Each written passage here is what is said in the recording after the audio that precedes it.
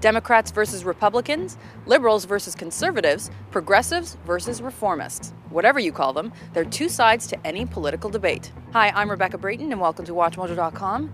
And today we're speaking with spin doctor to the left, Warren Kinsella, about the differences between the left and the right. If we're not training engineers to make sure that they are equipped here in this country, then companies won't come here. Those investments are what's going to help to make sure that we continue to lead this world economy, not just next year, but 10 years from now, 50 years from now, 100 years from now. Thanks, Mr. President. Government does not Romney. create jobs. Government does not Governor create Romney. jobs. Guys like me believe that government can be a force for good, and that we have an obligation to help people who are weaker and are poor and sick, and the government can and should help. Conservatives have an antipathy towards that. They hate that. Some of them regard it as evil, and they say, well, you should take care of yourself. True competition in the delivery of medical care is what is needed, not more government meddling.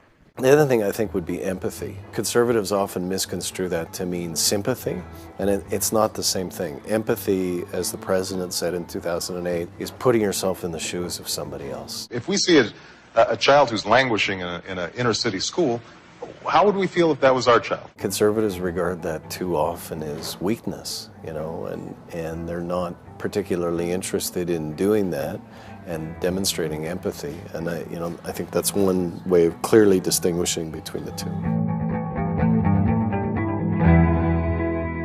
To be critical of my side, I think we overthink things. So instead of saying, here are my 5 priorities, we present this laundry list of stuff that it gets lost in the detail. And we need a fresh start, a new credibility, a president who can bring allies to our side.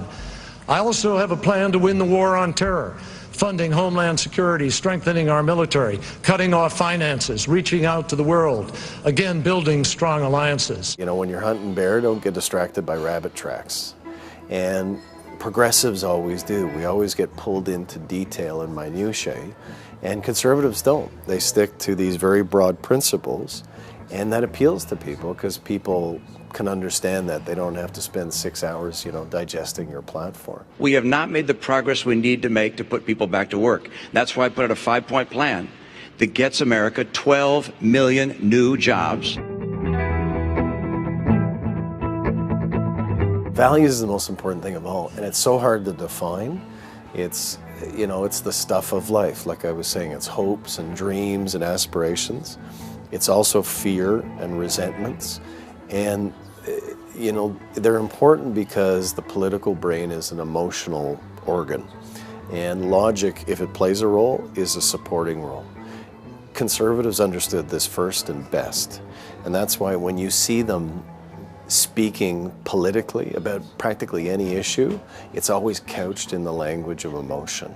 And they're very, very good at capturing people at the level of their hearts. Instead of drifting along toward tragedy, we will set a course toward safety. Before the day of horror can come, before it is too late to act, this danger will be removed. Whereas, progressives have this tendency to just drive their message to people's heads, reason over passion, as Trudeau said. And that's good, but you shouldn't do it to the exclusion of the emotional side of it. Ann yesterday was at a rally in Denver, and a woman came up to her with a baby in her arms and said, Ann, my husband has had 4 jobs in 3 years, part-time jobs. He's lost his most recent job, and we've now just lost our home. Can you help us? And the answer is yes, we can help, but it's going to take a different path.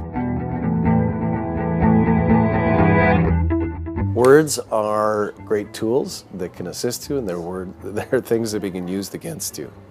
And if you look at the way in which conservatives communicate, the language they use, the words they use, is the language of your everyday person. And so they make themselves understandable. They spend a lot of time trying to make themselves understandable. Go to a kid's soccer game on Saturday and turn to any parent there on the sideline and ask them, how are you feeling about the economy? And I'll bet you're going to hear some fear in that parent's voice. Liberals need to take a look at that and remain honest, but also communicate, use words in a way that it reaches people and not repels people. Think about what the governor just said. He said, when I took office, the price of gasoline was $1.80, $1.86. Why is that? Because the economy was on the verge of collapse. Because we were about to go through the worst recession since the Great Depression. The global recession took place in early 2009, and things got really bad for a lot of people really fast. And so the right side of the spectrum reacted and the left side of the spectrum reacted.